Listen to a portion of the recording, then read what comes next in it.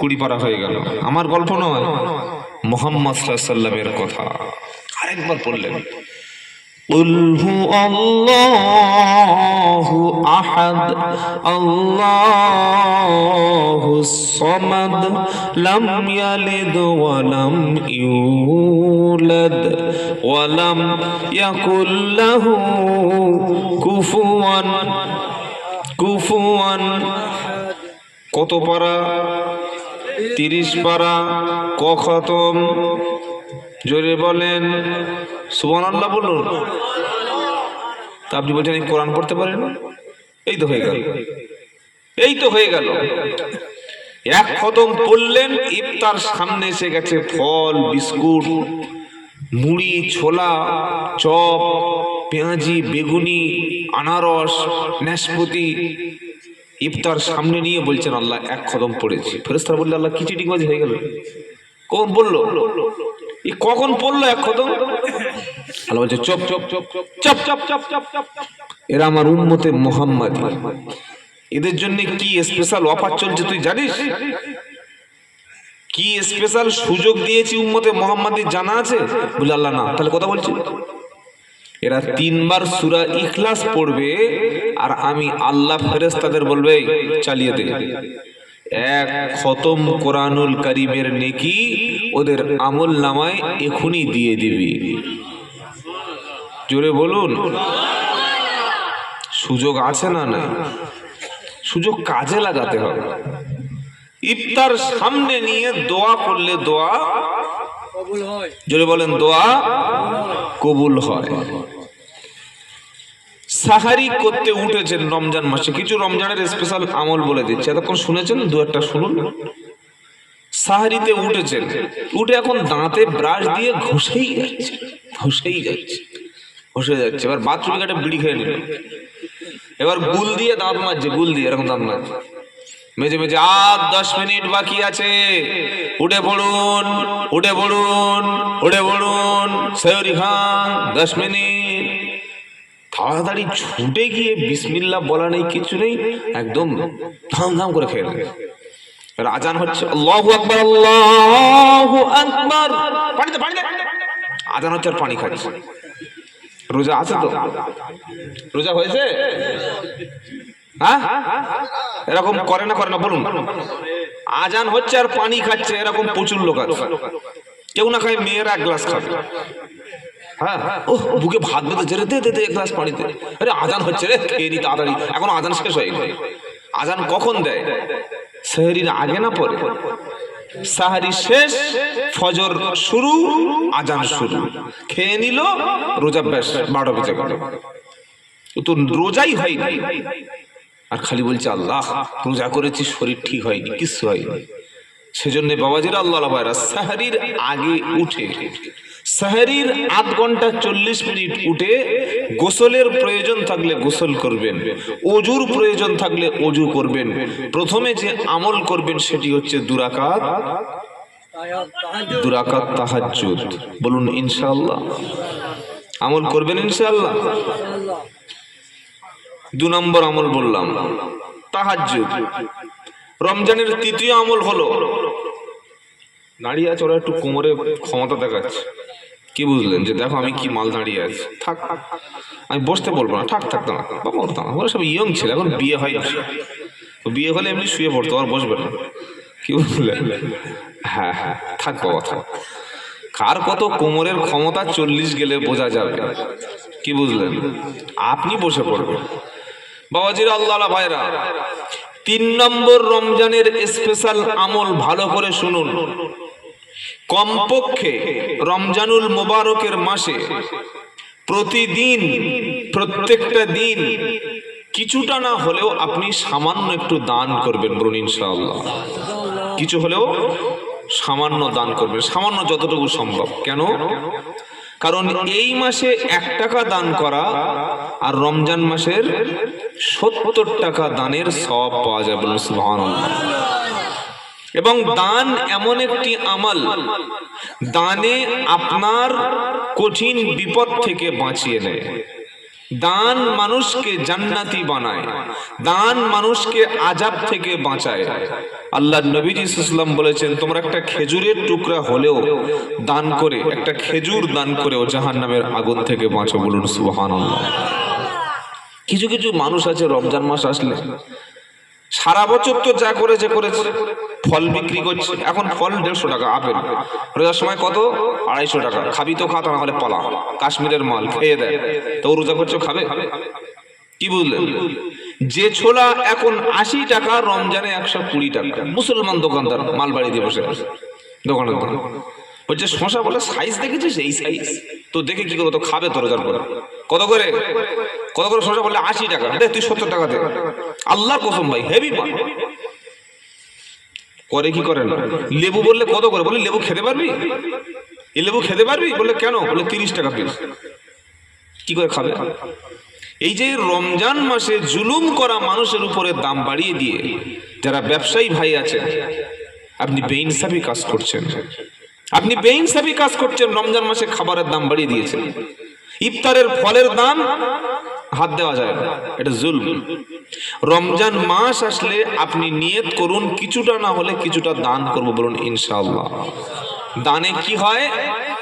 দান করলে বরকত তো দেয়, আর দানে মানুষকে আল্লাহ তাআলা জান্নাতের কাছাকাছি নিয়ে যায়।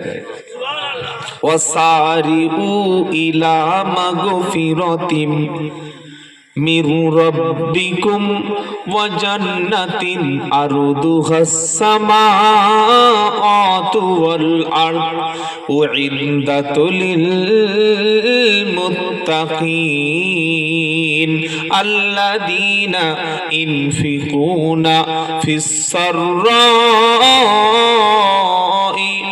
ওয়াদ দাররাই والكاذبين الغيظ والعافين عن الناس والله يحب المحسنين। নারে তাকবীর। সূরা আল ইমরানের 133 নম্বর আয়াতে আছে, কি বলছেন আল্লাহ? ওয়াসারিউ ইলা মাগফিরাতিম মির রাব্বিকুম ওয়া জান্নাতিন আরদুহাস সামাওয়াতু ওয়াল আরদ উইদ্দাতু লিল মুত্তাকিন। আল্লাহ বলছে, বান্দা তোমরা আমার জান্নাতের দিকে আর আমার ক্ষমার দিকে তোমরা দ্রুত ছুটে এসো, যে জান্নাতটা আমি আল্লাহ মুত্তাকিদের জন্য তৈরি করে রেখেছি। জান্নাত রেডি আছে। কি আছে বলুন? জান্নাত রেডি আছে। মুত্তাকি পরেজগার মরবে আর ভিতরে চলে যাবে। সুবহানাল্লাহ বলুন। মরণ দেখে মুমিন ব্যক্তি কখনো ভয় পায় না, কারণ মরণটা হলো ইমানদার মুমিনের জন্য গিফট। সুবহানাল্লাহ বলো। ইমানদার ভয় পায়, খালি বলছে আল্লাহ কখন নেবে বলো। সকালবেলা রেডি আছে, মাগরিবের সময় রেডি আছে, দুপুরবেলা জোরে নামাজ পড়ে রেডি আছে, চলে এসো ফেরেশতা, চলে এসো। বিকেল 3টের সময় চলে এসো, এশার সময় চলে এসো। আর মুনাফিক মরতে চায় না, মুনাফিক মরতেই চায় না। মরণ দেখলে না বাবা যাও, আমরা সব ঝামেলায় নাই। আমি তসবির ভিতরে মসজিদে আল্লাহ আল্লাহ আল্লাহ আল্লাহ আল্লাহ আল্লাহ আল্লাহ আল্লাহ কই রে বাবা, ফেরেশতা চলে গেছে, ঠিক আছে। আর ইমানদার ব্যক্তি ময়দানে থাকে, লড়াইতে থাকে, দাওয়াতে থাকে, তালিমে থাকে, জিহাদে থাকে। কারা? মুমিন। আর মুনাফিক এই ঘরের কোণে বসে বসে, হুজুর কোন ছোট শর্ট আমল আছে যে আমল করলে টুক করে জান্নাতে চলে যাব? একদম ছোট্ট আমল বলে দিন। ছোট্ট কোন শর্ট দোয়া আছে যে পড়বো আর ধুম করে ঢুকে পড়বো, টুপ করে ঢুকে পড়বো? যদি ছোট্ট শর্ট আমল করে টুপ করে জান্নাতে চলে যাওয়া যেত, আল্লাহর নবী দন্দন মোবারক শহীদ হতো না। টুপ করে একটা ছোট্ট দুম করে দোয়া পড়ে যদি জান্নাতে চলে যাওয়া যেত, হযরতে হামজা রাদিয়াল্লাহু তাআলা আনহুর কলিজা দিতে হতো না। টুপ করে যদি একটা 2-4টে দোয়া পড়ে জান্নাতে চলে যাওয়া যেত, আল্লাহর নবীর সাহাবাদেরকে শহীদ হতে হতো না। কি ভাই শুনছেন আপনারা? আম হাসিবতুম আন তাদখুলুল জান্নাতা ওয়ালাম্মা ইয়াতিকুম মাসালুল লাযীনা খালাউ মিন ক্বাবলিকুম মাসাতহুমুল বাসাউ ওয়াদ-দাররাউ ওয়াজুলজিলু হাত্তা ইয়াকুলার রাসূল ওয়াল্লাযীনা আমানু মা'হু মাতা নাসরুল্লাহ আলা ইন্না নাসরুল্লাহি করিব। তাকবীর দান, নারায়ে তাকবীর। আল্লাহর কোরআন শুনছেন, প্রত্যেক অক্ষরে কটা নেকি? পড়লে নেকি, শুনলে নেকি, দেখলে নেকি হয়। আর কোরআন পড়ে মেনে নিলে জান্নাত পাওয়া যায়। পড়লে নেকি, শুনলে নেকি, দেখলে নেকি হয়। পড়লে নেকি, শুনলে নেকি, দেখলে নেকি হয়। আর কোরআন পড়ে মেনে নিলে জান্নাত পাওয়া যায়। পড়ো কোরআন, পড়াও কোরআন, ওগো মুসলমান। পড়ো কোরআন, পড়াও কোরআন, ওগো মুসলমান। আর শুনলে কোরআন বেড়ে যাবে তোমারই ঈমান। শুনলে নেকি, পড়লে নেকি, দেখলে নেকি হয়। শুনলে নেকি, পড়লে নেকি, দেখলে নেকি হয়। আর কোরআন পড়ে মেনে নিলে জান্নাত পাওয়া যায়। সামনে এসেছে ওগো পবিত্র মাহে রমজান। সামনে এসেছে ওগো পবিত্র মাহে রমজান। এবার শুরু করব আমরা তেলাওয়াত কোরআন। এবার শুরু করব আমরা তেলাওয়াত কোরআন। কেন? পড়লে নেকি, শুনলে নেকি, দেখলে নেকি হয়। পড়লে নেকি, শুনলে নেকি, দেখলে নেকি হয়। আর কোরআন পড়ে মেনে নিলে জান্নাত পাওয়া যায়। নারায়ে তাকবীর। আল্লাহ আমাদের কোরআন শেখার তৌফিক দিক। কোরআন কি বলছে? আম হাসিবতুম আন তাদখুলুল জান্নাতা ওয়ালাম্মা ইয়াতিকুম মাসালুল লাযীনা খালাউ মিন ক্বাবলিকুম।